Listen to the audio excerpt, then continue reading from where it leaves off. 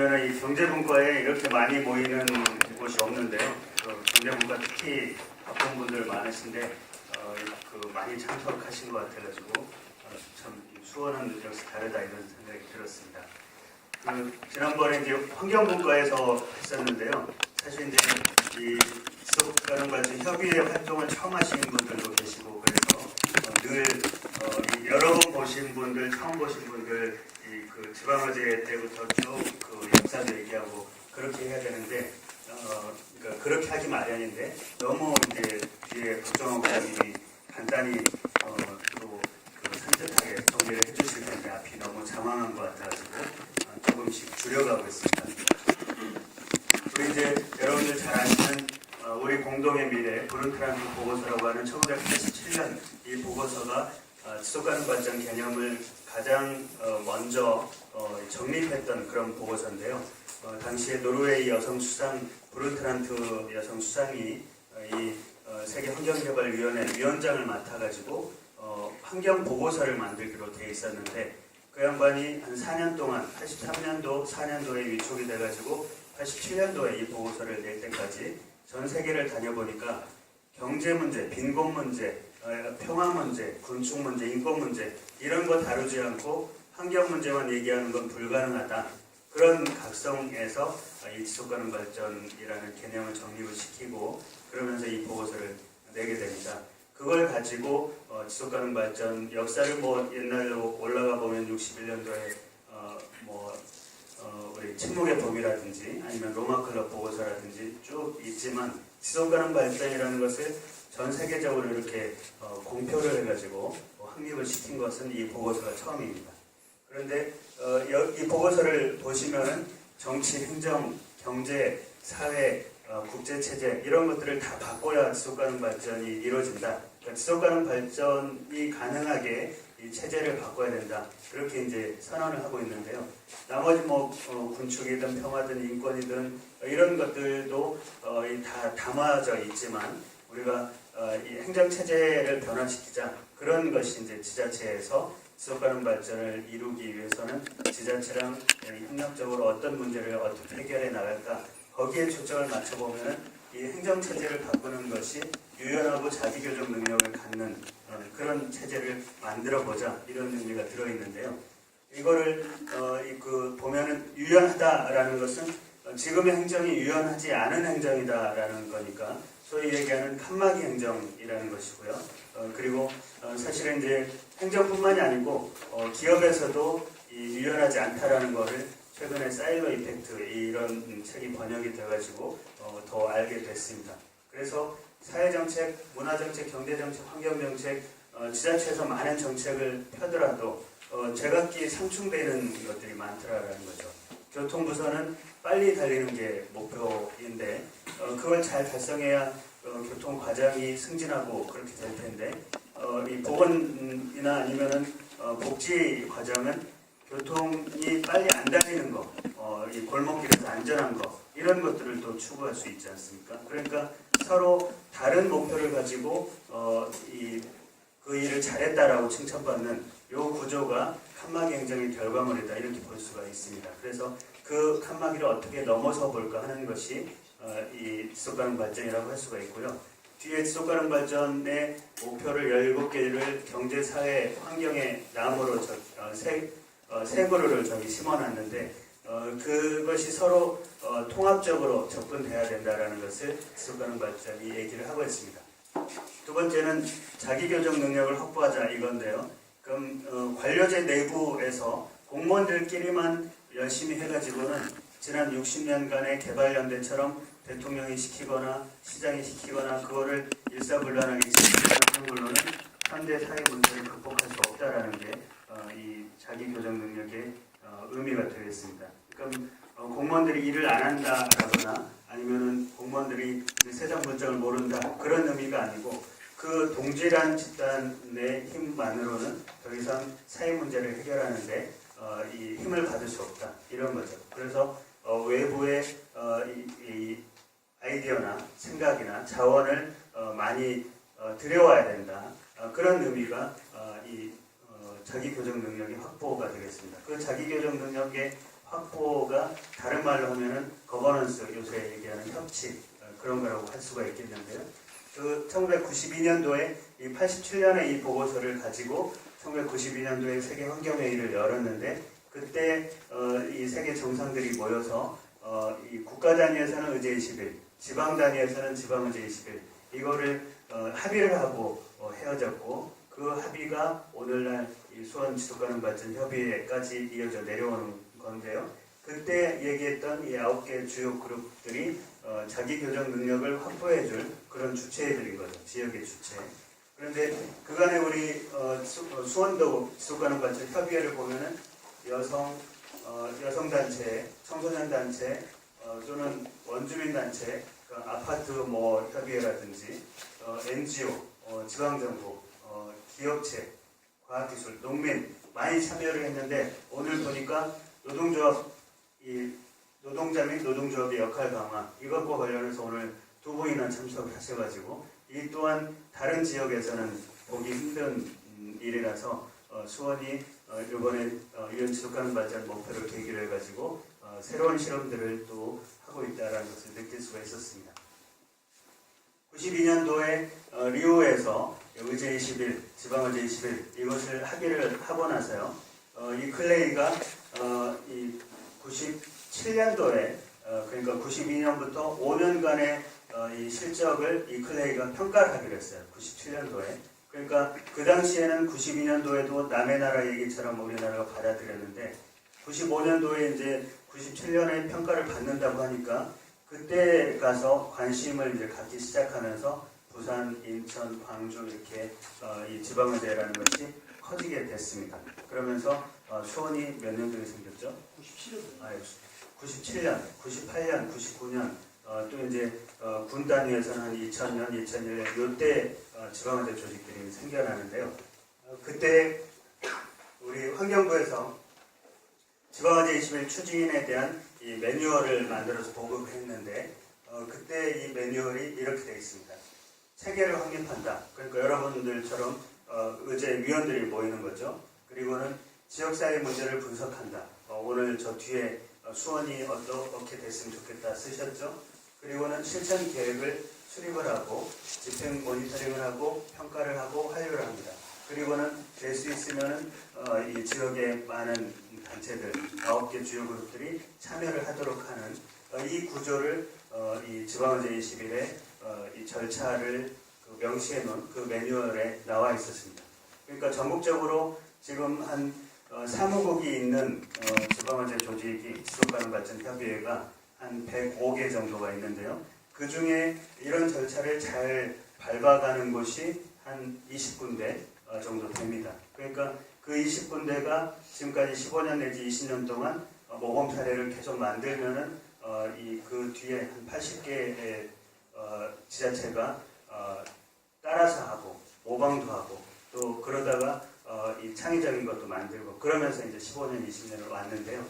그런데 문제는 그 20개에도 사실은 아주 완벽하게는 안 된 이유가 행정이 처음에는 이게 환경부에서 관리를 하니까 우리도 해야 되나 보다 이렇게 왔다가 환경부가 이제 그 나몰라라 하든지 아니면은 여러 몇십 개 이 관리해야 될 단체 중에 하나로 그렇게 인식하기 시작하면서 지자체에서 지자체 장이 누구와 오느냐에 따라서 들쑥날쑥하게 된 거예요.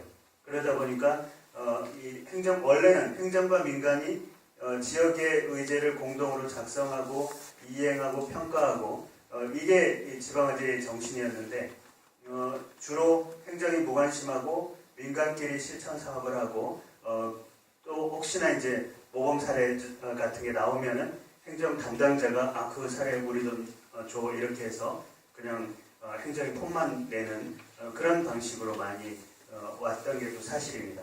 그 중에 이제 행정이 인천 부평구처럼 행정이 우리가 이 구청장님이 그 의제를 가지고 계속 해본다고 하니까 제대로 해보자 그렇게 해서 위원회를 따로 만들었던 곳들도 있는데 그런 곳들은 또 민간의 이 지속가능 발전 협의회랑 너무 거리를 두고 따로 행정위원회처럼 움직이다 보니까 또 괴리도 있었고 그랬습니다.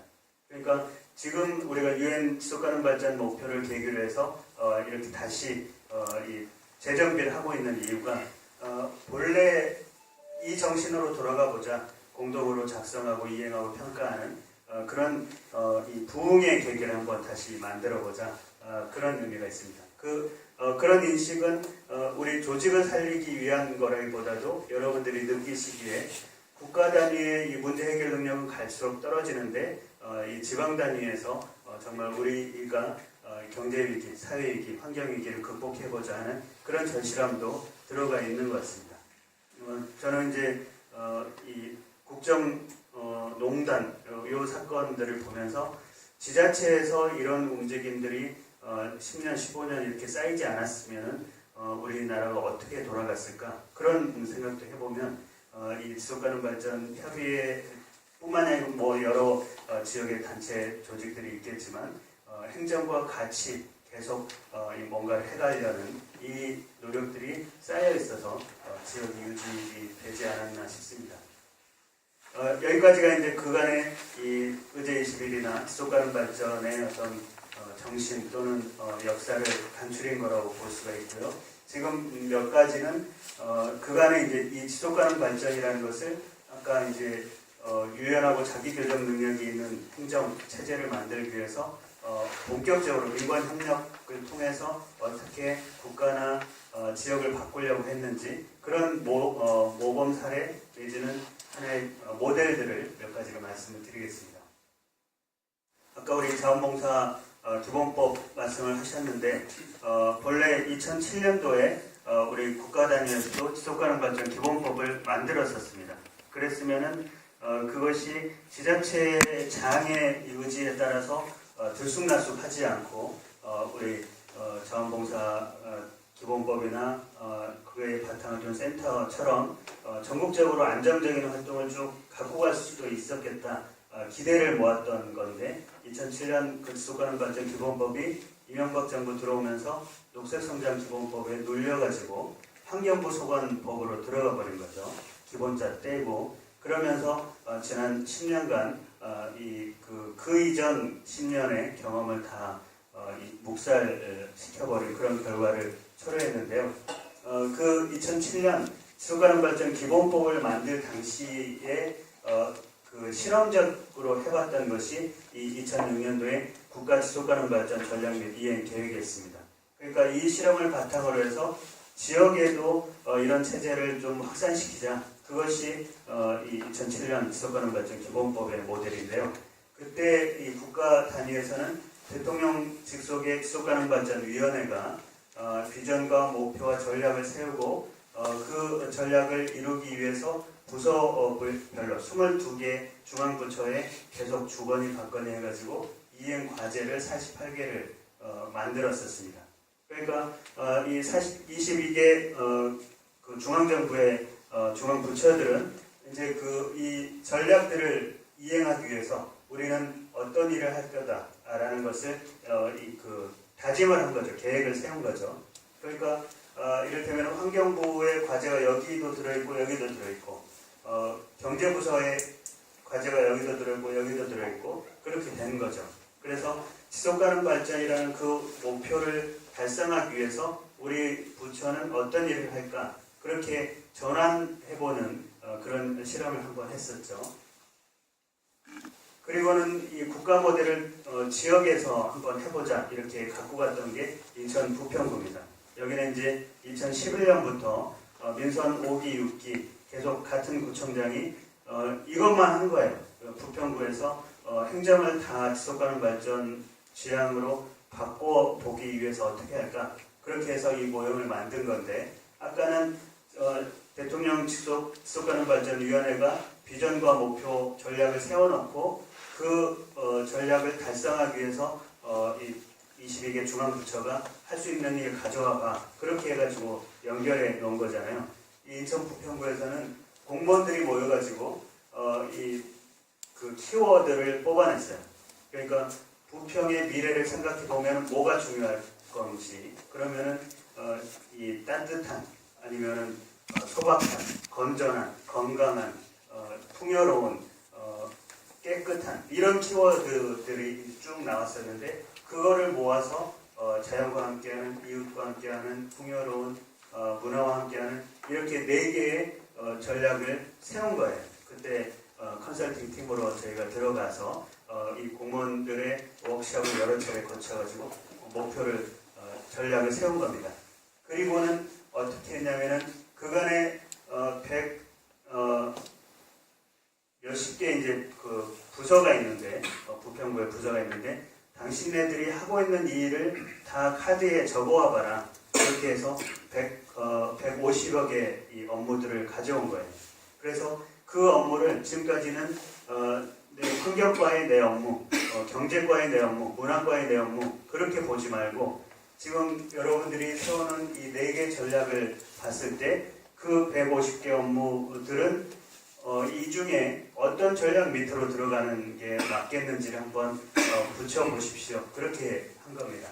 그러니까 공단 그린 디자인 거리 시범 구간 조성 이거는 어떤 부서에 있었을까요? 그 부서에 있던 게 여기 환경 전략 밑으로 들어왔죠. 복지 대상자 통합 조사 관리 이거는 복지과에 사회복지과에 있었을 텐데 이 전략 밑에 들어왔죠. 그러니까 150여 개 업무를 이렇게 재배치를 해보고요. 그리고는 그 중에 이 비슷한 것들을 묶어가지고 이걸 이행 과제로 만들어서 이 그간의 행정이 무슨 부서의 내 업무 이렇게 해왔던 거를 무슨 전략을 달성하기 위한 이 내 과제 이렇게 인식을 변화시키고자 했던 것이 이 부평의 내용이었습니다. 또 하나 이제 전주에서는 이 행정과 우리 지속협이 같이 머리를 맞대고 전주의 지속 가능성을 시민들한테 그대로 보여줄 수 있는 쉽게 보여줄 수 있는 지표를 만들어 보자. 그렇게 해가지고 시민들하고 같이 지표를 3, 40개를 만들었습니다. 예를 들어서 경제분과의 지표 중에는 전주 비빔밥 판매 그릇 수 이런 게 있는 거죠. 그러니까 경제부서의 그간의 자기들의 성과관리 지표는 예를 들면 사회적 경제 이 기업 지원 수 이런 게 들어있었을 텐데 그런 거는 그냥 행정에서 성과관리 지표로 하고 이 시민들과 소통할 수 있는 전주시의 경제 상황, 전주시의 환경 상황을 얘기할 수 있는 그런 지표를 만들어 보자 그렇게 된 거죠. 그러니까 전주 비빔밥이 많이 팔렸으면은 경제 과장이 승진하거나 이런 거는 아닐 텐데 비빔밥이 많이 팔렸다 그러면은 전주 시민은 우리 그 전주에 이 관광객들이 많이 오는구나 이렇게 체감을 하는 거고 저걸 보고 경제 과장님 말고 예를 들면 보건소장님은 사람들이 더 많이 와 그러면은 음식 이 보건 문제 관리를 더 잘해야 되겠는데 이렇게 하나의 참조의 틀이 되는 거죠.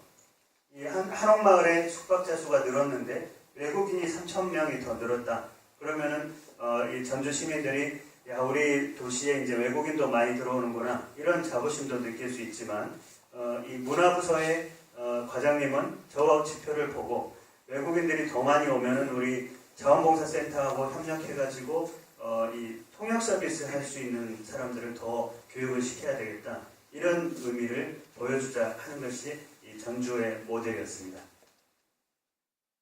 그리고는 이 유엔의 지속가능 발전 목표가 2015년도에 이 17개가 수립이 됐고요. 이거는 여러분들 자료에 충분히 이미 보셨을 것 같고 그리고 이것을 2016년부터 2030년까지 해마다 유엔 차원에서 평가를 하기로 돼 있어요. 그리고 작년에 우리나라는 유엔 경제사회이사의 의장국으로서 22개 나라가 시범평가하는 데 가서 평가도 했었고요.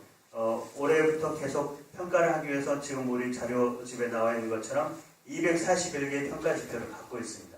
그 이제 중복되는 거를 다 치면은 230개인데, 그러니까 유엔 차원에서 193개국이 유엔 가입국 전원이거든요. 그러니까 만장일치로 이 193개국이 17개 목표를 통과를 시켰고, 거기에 왜 169개 세부 목표가 있냐면 선진국도 후진국도 다 참여를 해야 되니까, 이를테면 이 빈곤 퇴치 이거에 대해서 선진국은 저기에 집중을 잘 안 해도 될 만하죠. 그럴까요? 근데 선진국과 후진국의 문제가 다른 거예요. 선진국은 빈부격차, 후진국은 하루에 1달러도 못 버는 사람들, 이런 문제가 다르기 때문에 그 17개 목표마다 세부 목표가 다른 거예요. 그래서 169개 세부 목표가 됐고, 그리고 그걸 평가하기 위해 해마다 평가하기 230개 평가 지표가 있는 건데, 그 169개 세부 목표 중에 수원에서, 대한민국에서, 광주에서, 원주에서 필요한 거를 꺼내서 써라, 그런 의미가 있습니다. 그러니까 뒤에 우리가 수원의 미래로 바라보는 것, 우리가 바라는 것, 이거를 이제 보는 이유가 저 17개 목표 중에 수원 시민들이 생각하는 목표의 우선순위도 다를 거고요. 그 다음에 169개 세부 목표와 연결되는 것도 있고 연결되지 않는 것도 있을 텐데, 우리 경기도 차원에서 강원도에서 해보니까 169개 세부 목표 중에 지자체에서 써먹을 만한 목표가 한 50개, 60개 이 정도밖에 안 나왔어요. 그러니까 그런 작업들을 우리 분과위원회마다 또는 우리 수원지속기업 전체 차원에서 좀 골라가지고 그 중에 수원형이라고 할 수 있는 것들 우선순위도 잡아보고 이렇게 하면은 좋을 것 같습니다. 그런데 이제 그간에 지방의제 21 때도 그랬지만 처음 정시는 9개 주요 그룹이 지역의 의제를 발굴하고 공동으로 실천하고 평가하는 거였는데, 공무원들은 늘 지자체장이 강조를 안 하면, 행자부가 평가를 안 하면, 기재부가 평가를 안 하면, 환경부가 평가를 안 하면은 손 놓고 있잖아요. 그 이유가 제가 보니까 이런 거였습니다. 아까 부평에서 그 목표 체계를 바꿨다라고 말씀을 드렸는데, 무슨 국에, 무슨 과에, 무슨 팀에 내 업무가 이렇게들 많은데, 성과 평가도 해야 되고요. 이 실국장이 하는 그러니까 자기 직속 상관이 하는 평가도 받아야 되는데, 청렴도 평가도 받으라고 하고, 그리고 성별 영향 평가도 받으라고 하고, 그러니까 업무가 너무나 많은데 평가하니까 지속 가능성 평가 이런 것도 해서 우리 괴롭히려고 하지, 이렇게 하기도 하고, 아예 평가 항목이 없으면은 또 안 움직이는 거죠, 행정이. 그래서 이 지속 가능 발전이라는 것을 행정체제에 심는다라고 할 때, 아까 이 공동 이행 실천 평가 이런 체제처럼 우리가 이상적으로 짜보면 경제부서, 사회부서, 환경부서가 있는데, 우리가 비전을 지속가능한 수원시 이런 비전을 우리가 세웠다라고 할 때 거기에 전략이나 이행 과제 같은 것들을 세워놓고 각 부서들이 저런 이행 과제를 내가 일하는데 어떻게 기여할까, 이런 구조를 만들어야 되는 거죠. 그러나 경제부서는 경제 일만 하고 사회부서는 사회 일만 하는 것이 아니고 수원시의 지속 가능성을 확보하기 위해서 어떤 일들을 할까, 그거를 짜가는 거죠. 자, 그래서 부서별로 이제 이런 이행 과제를 실천하기 위해서 부서별로 단위 과제들을 만들겠죠. 사회적 경제를 어떻게 지원할까, 자원봉사, 그 사회적 경제 지원센터하고의 회의 건수 이런 것들을 가지고 성과 지표를 내세울 텐데, 그거는 공무원 책무인 거죠. 그런데 아까 우리 전주에서 지속가능 발전 지표를 만들었던 것처럼 경제지표, 사회지표, 환경지표를 만든다라고 하면은 이런 일들이 결국에는 그 지표들을 개선하는 데 기여할 수 있게 해줘야 되잖아요. 그러니까 가령 취업자 수 증감률, 이거를 전주식의 그 지속가능 발전 지표로 올려놓는다고 하면은 경제부서만 열심히 일해가지고 취업자 수가 증가하지 않죠. 사회부서에서도 사회적 경제랑 더 마을로 더 이렇게 들어가야 이 지속가능 지표에 취업자 수 증감률이 올라갈 거고요. 자동차 사고 사상자 수, 이거는 교통부서가 열심히 해가지고 될 일이 아니잖아요. 그러면은 경제부서에서는 어떻게 할지, 환경부서에서는 어떻게 할지 이 지표를 보고 고민하자라는 거고요. 가구당 에너지 소비량, 이것도 환경부서만 열심히 해가지고 될 일도 아니고 이 경제부서, 사회부서가 같이 해야 되는 거죠. 행정의 서비스 만들고 마찬가지고요. 그러니까 수원시장의 책무는 수원시의 지속 가능성을 높이기 위해서 이 행정의 그간의 부서별로 돼 있던 그 칸막이 행정을 어떻게 이 목표별로 전환시켜줄까, 그 일을 하는 건데, 그러니까 우리 지속협의 지금 여러분들이 모이신 이 목표는 뭐냐면 경제지표의 취업자 수 증감률, 지금 이제 취업자 수가 계속 떨어지고 있는데 경제부서만 자꾸 이 자기들 성과지표만 보는 그런 거 하지 말고, 또는 그냥 회의 건수 이런 걸로 면피할 수 있는 그런 거 하지 말고, 수원 시민들이 모여서 수원의 경제적 지속 가능성을 높이기 위해서는 이런 일들을 해야 된다라는 아이디어를 줄 테니까, 그런 아이디어를 받아서 이 취업자 수 증감률 같은 이 지표를 개선하는데 이 단위 과제가 기여하도록 그 과제를 바꿔라, 이런 틀인 거죠. 그러니까 아까 요 앞에 인천 부평구 이 말씀을 드렸는데 2011년부터 2014년까지 4년 내내 이 지속가능 발전 행정체제로 바꿨어요. 그러니까 이 공무원들이 어떻게 이제 자기 임무를 이해하게 됐냐면, 내 업무가 환경국의 환경팀의 내 업무 이렇게 얘기를 하지 않고, 내 업무는 2번 전략의 2-1번 이행과제를 이행하는데 기여하는 업무, 이렇게 바뀌게 됐어요. 그런데 2014년도에도 지속가능발전 지표를 진단을 해보니까 이 지표가 다 내려가 있어요. 그럼 지표가 상태가 안 좋은 거죠.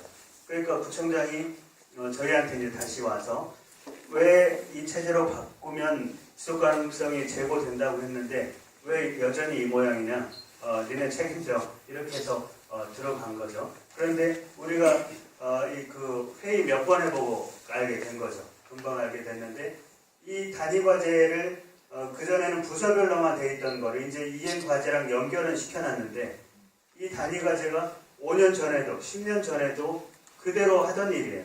그러니까 내 업무는 그대로 하는 건데, 내가 환경국장한테 충성할 건지 내가 2번 목표에 충성할 건지 그것만 바뀐 거죠. 그러니까 아까 사회적 경제지원센터와 회의 건수 이런 걸로만 돼 있기 때문에 그 부서의 사람은 이 성과지표에 이걸 잘 받으려면은 작년에 그 센터와 2번 회의를 했으면 올해는 목표를 3번 회의하는 걸로만 잡으면 되는 거죠. 그러니까 그 공무원이 아무리 열심히 일을 해봤자 열심히 일할 그것도 아니죠. 회의만 한 번 더 하면 되니까. 그렇지만 회의를 2-3번 한다고 해서 사회적 경제에 일자리가 생기는 건 아니잖아요. 그러니까 그러니까 2015년도에 그 지속가능발전위원회에서 위원들과 팀장들이 이제 같이 그 점을 이제 논의를 하면서 이 과제를 바꾼 거예요. 그러니까 이 목표 구조만 바꾼 게 아니라 이 과제 자체를 바꿔라. 그렇게 해서 이 모임분들이 사회적 경제를 높이려면 그런 일 하지 말고 이런 일을 해라. 그런 아이디어를 계속 주신 거죠.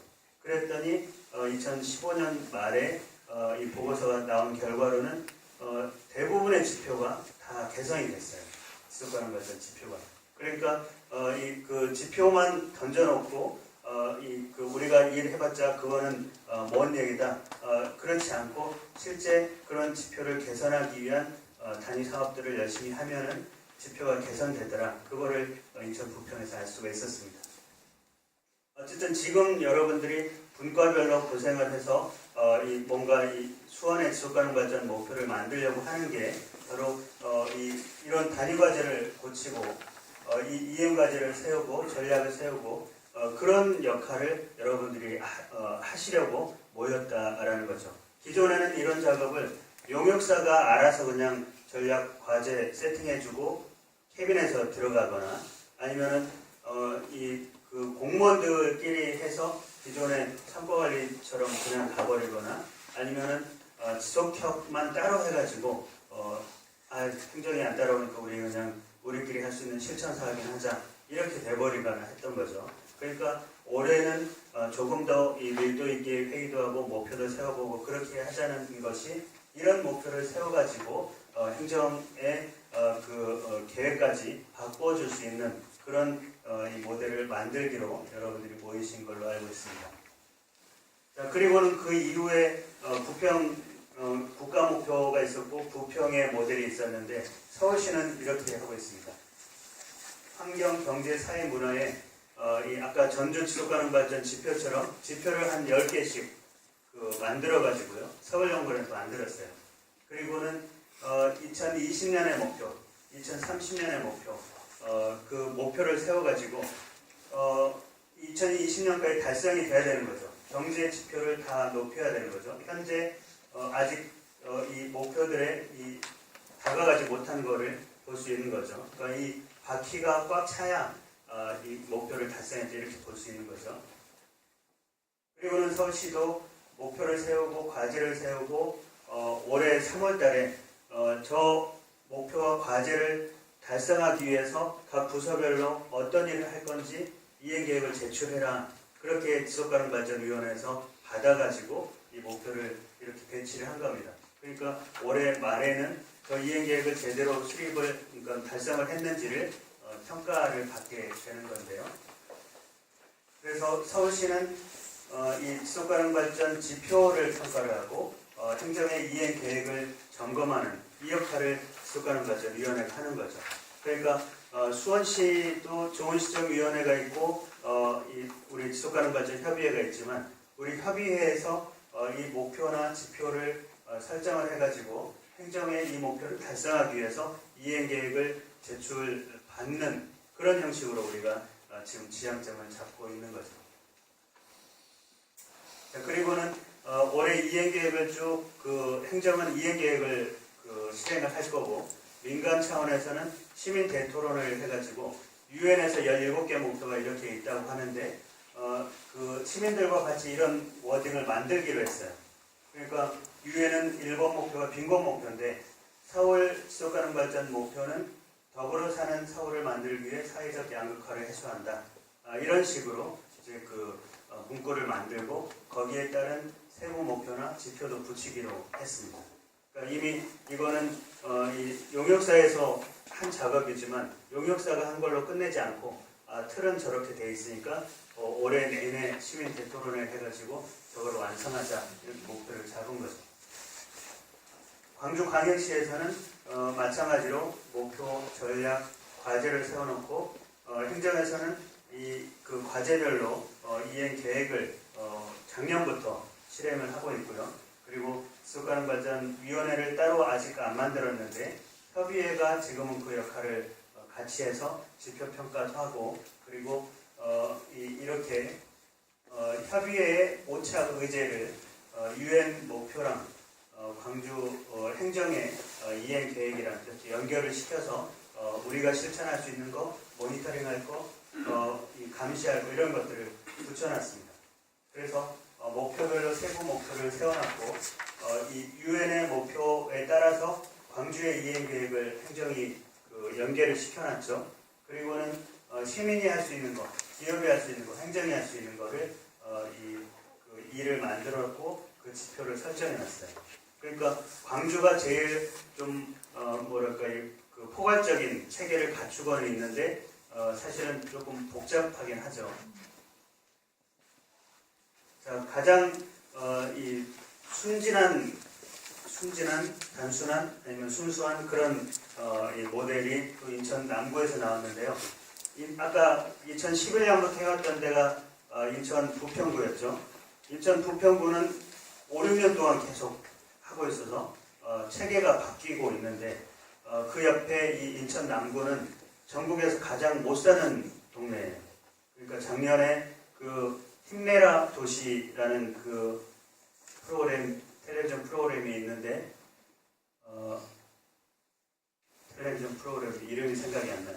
근데 힘내라 도시가 8개 지표를 가지고 전국의 도시들을 평가를 했는데 힘내라 도시 그러니까 좋아 보이지만 지표들이 형편없이 낮다는 거죠. 그러니까 얘네 좀 힘 좀 내봐 이런 건데 이를테면은 재정 의존도 아니면은 스트레스율, 교통사고, 자살률 뭐 이런 것들에서 인천 남구가 꼴찌인 거예요. 그러니까 힘내라 도시에 1등을 했는데 남구청장님이 야 부평 거 그냥 갖다 베껴라. 부평 거 그냥 목표도 베끼고 지표도 베껴라. 이렇게까지 농담을 할 만큼 열악한 거예요. 남구의 협의회를 운영하는 것조차. 그런데 그 협의회가 행정에서도 팀장님들이 여러 부서의 팀장님들이 세 분이 늘 이 추진단의 회의에 오셔가지고 같이 머리를 짠 거예요. 그러니까 부평처럼 새로 이 짜기는 너무나 머니까 애초에 이 구청장의 공약을 보니까 이 4대 약속 그리고 10대 분야로 이미 짜져 있어요.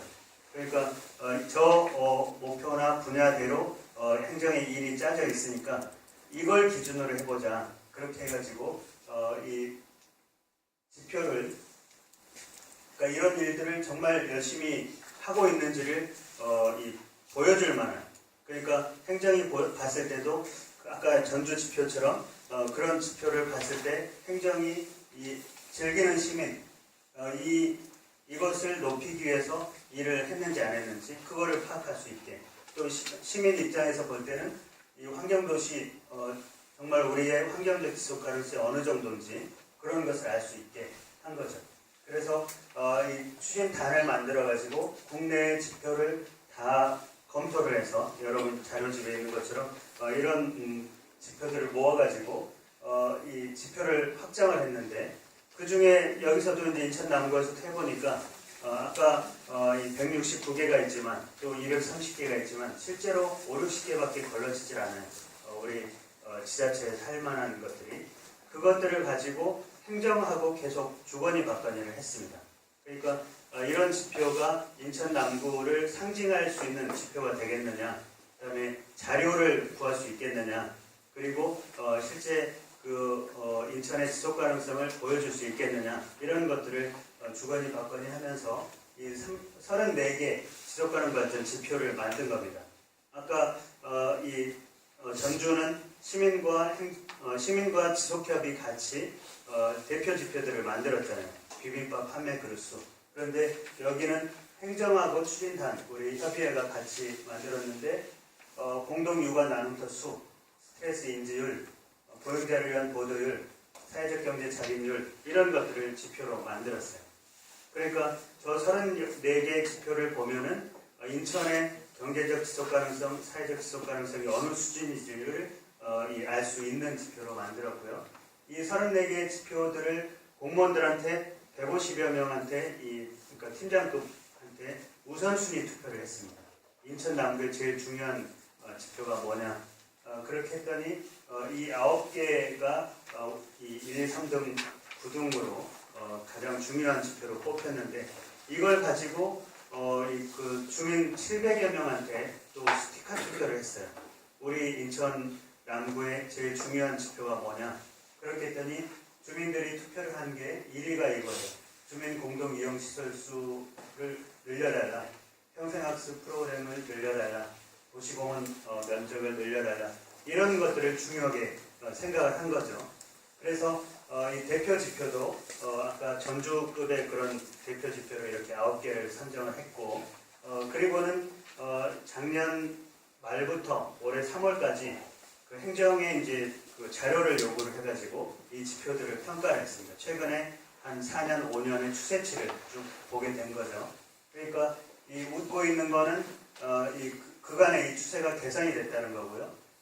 무뚝뚝한 거는 별로 개선이 안 된 것들. 그 다음에 찡그리고 있는 것들은 계속 추락하고 있는 것들이죠. 그러니까 인천 남구에서 전념을 다할 수 있는 것 그런 것들은 그래도 높아졌고 그렇지 않은 것들 인천 남구가 열심히 한다고 금방 개선이 안 되는 이 재정 의존도나 취업자 수는 계속 떨어지고 있고 그런 상황들을 보여줬습니다. 그러니까 아까 광주나 서울처럼 목표도 세우고 이행 계획도 붙여가지고 행정도 돌아가고 우리 지속협도 돌아가고 그거를 유엔하고 연결시켜서 이 지속가능 발전 목표 이렇게 붙이질 않고 그냥 여기는 지표 평가만 했는데도 이 지표들이 인천 남구의 상황을 제대로 알려주고 있다는 것을 알 수가 있었습니다. 자, 여기까지 이제 그 몇 가지 모델을 설명을 드렸는데 좀 더 복잡하지만 행정과 민간이 지속협이 계속 발맞춰서 같이 갈 광주 모델로 갈 거냐 아니면은 일부는 서울연구원에서 담당하고 이 이행 계획으로 행정에 뿌리고 또 시민 대토론을 하는 그런 서울 목표로 갈 거냐 아니면은 그냥 지표만 우리가 측정을 해서 뭐가 약하고 뭐가 강한지 그거를 행정에 보내고 우리도 실천 활동하고 그렇게 간단한 모델로 갈 거냐 여러 이 선택지들이 있는데 수원은 이미 계획을 세웠어요. 우리 박종화 국장님이 이따가 이 5시 이후에 말씀드릴 계획을 보면은 잘 짜셨다고 생각을 하는데 그런데 이제 제가 마지막으로 이제 말씀을 드릴 거는 17개 목표가 있고 169개 세부 목표가 있고 그리고 230개 평가 지표도 있고 그렇게 하는데 그간에 우리가 이 유엔 지속가능 발전 목표를 보는 게 칸막이 행정을 넘어서자는 건데 17개의 칸막이를 또 세우는 거 아니냐 이렇게도 생각할 수 있지 않습니까? 그 다음에 지금 경제분과, 사회분과, 문화분과가 있는데 그 분과별로 그러면 경제 얘기만 하고 사회 문제만 얘기하고 환경 문제만 얘기하고 그래서는 안 된다라는 거죠. 여기 유엔 워터라는 유엔 물기구는 이 그간에 자기들이 물 관련 활동을 쭉 해왔는데 6번 목표가 물 목표인데요. 6번 목표에 마실물, 위생, 수질, 물 부족 문제 이런 목표들이 있는데 이게 이제 생활적으로 볼 때 물을 마시고 버리는 것까지 다 포함이 되어 있는 거죠. 저 세 번 목표에. 그런데 11-5번에서 또 하나를 목표를 가져왔어요. 11-5번 목표는 물 관련 재해라는 목표인데 그냥 17개 목표에서 보면은 11번 목표가 도시와 공동체 목표니까 저런 목표가 잘 물 목표랑 연결된다고 생각을 못 할 텐데 여기에서는 이런 것까지 우리가 같이 노력해보자 이렇게 골라낸 거죠. 그리고는 유엔의 이제 여러 연구자들이 이를테면 이런 걸 얘기합니다. 7-2번, 7번 목표가 에너지 목표인데요. 이 7번 목표에 7-2번이 재생에너지 비중 최고예요. 그런데 2번 목표가 기아 문제인데 2-1번에 충분한 식량에 대한 접근성 보장 이런 거예요. 그런데 우리는 이제 조금 다를 수 있지만 국제적으로 볼 때 이 재생에너지가 이를테면 옥수수에서 원료를 끄집어내고 그렇게 하는 거잖아요. 그러니까 그 옥수수는 먹는 목표에 기여를 해야지 왜 재생에너지 쪽에 기여를 하느냐 이런 것들이 충돌될 수 있는 나라도 있다라는 거죠. 그러니까 우리가 이 169개를 경제, 사회, 환경 분야로 다 쪼개가지고 만들지 않고 종합적으로 만든 이유는 이 종합적으로 볼 수 있는 그러니까 상충하는 목표를 발견하는 내지는 상승 효과가 있는 그런 것들을 발견해보자는 의미가 있습니다. 그래서 이런 논문들이 요새 많이 나오는데요. 그럼 실제 이 7번 목표, 뭐 1번 목표 따로 있지만 서로 연결되는 목표들을 생각해보면 연결거리가 많은 거죠. 그래서 기존에 우리 의제 활동을 할 때는 환경 분야 의제, 환경 분과에서 실천하고 경제 의제, 경제 분과에서 실천하고 여러 성과들이 있긴 했지만 우리가 기존에 칸막이 행정이라고 얘기했던 그 틀을 넘어서려면 이번에 수원형 지속가능 발전 목표를 세울 때는 그런 그 상승 효과가 있는 거, 충돌 효과가 있는 것들을 잘 보면서 좀 여러 부서들이 같이 할 수 있는 것, 또 여러 분과들이 같이 할 수 있는 것들을 많이 만들면 좋겠다 하는 겁니다. 그래서 앞으로 이제 분과별로도 하지만 실제 그 목표나 지표를 구체적으로 이제 구체화할 때 그때는 이런 식으로 목표를 그 몇 가지를 겹치게 가져가서 그 토론하면 어떨까? 그러니까 애초에 이 17개 목표를 유엔에서 만들 때 2000년도에 MDG라고 해서 새천년 개발 목표를 할 때는 8개 목표였거든요. 그때는 후진국을 위한 목표였는데 지금 17개 목표로 가져올 때 이 5개 축을 가지고 개발을 했었습니다. 지구, 번영, 사람, 평화, 그리고 파트너십 이 5개 축으로 했어요. 근데 17개 목표를 배치를 해보면 이 깨끗한 물 이거는 환경 목표일 수도 있지만 사회 목표일 수도 있는 거죠. 그러니까 아까 그 위생과 관련해서는 그거는 사회 목표이기도 하고 그런 거죠. 에너지 문제가 환경 문제일 수도 있지만 경제 문제일 수도 있는 거죠. 그러니까 우리가 그 축별로 토론을 해서 이 환경분과는 12, 13, 14, 15번 목표만 해라 이런 게 아니고 우리 경제분과가 경제 목표들에 초점을 맞추긴 하지만 그래도 에너지도 경제 문제지, 불평등도 경제 문제지, 또는 이 기후변화도 경제 문제지 이렇게 가져가서 조금 더 겹치는 부분들을 많이 만들어가지고 다른 분과하고 같이 할 수 있는 거, 내지는 행정의 칸막이를 넘어설 수 있는 거 그런 것들도 유념하셨으면 좋겠다라는 겁니다. 이건 넘어갈게요. 뒤에 박정호 국장님이 말씀하실 건데 이 수원의 지속가능 발전 목표랑 행정이 추진해야 될 이행 과제를 만들어가는 것 이게 이제 올해 할 일이고요. 그거를 진단하고 측정할 수 있는 거를 이 지표로 만들어내는 것 이것도 포함이 될 수 있는 거죠. 그래서 이런 목표나 지표를 높이기 위해서 시민의 실천 과제도 만들고 행정이 해야 될 이행 계획도 만들어서 행정에 보내서 체크도 해보고 행정이 이거는 우리가 못할 것 같은데 다른 걸로 좀 수정하자 이런 상호작용도 좀 있고 그렇게 가면은 이 수원이 또 전국에서 좀 본받을 만한 그런 지속가능 발전 이행 체계를 구축해 나가지 않을까 그렇게 생각할 수 있겠습니다. 5시가 다 됐는데 혹시 이 박정호 국장님한테 이 뒤에 질문하시면 되는데 박정호 국장님 말고 저한테 꼭 이건 한번 물어보고 싶다 그런 게 혹시 있으시면은 한두 번 말씀드리겠습니다.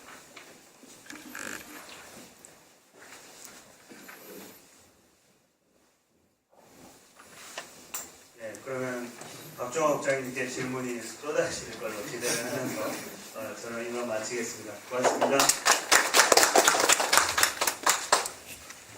예, 수원형 지속가능 발전 목표를 위해서 타지역 사례를 예를 들어서 이렇게 설명을 해주셨는데요.